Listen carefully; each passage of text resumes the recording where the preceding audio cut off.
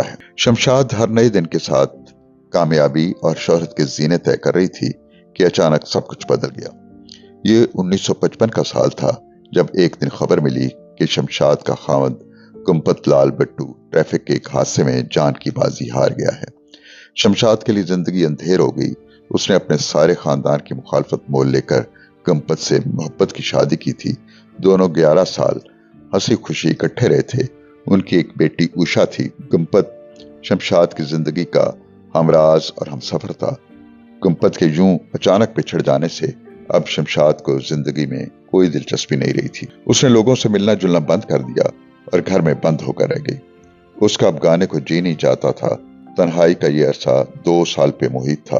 खूबसूरत गीत गाने वाली यकलख्त खामोश हो गई। तब मारूफ प्रोड्यूसर और डायरेक्टर महबूब खान ने एक बार फिर शमशाद बेगम की फनी जिंदगी में अहम किरदार अदा किया।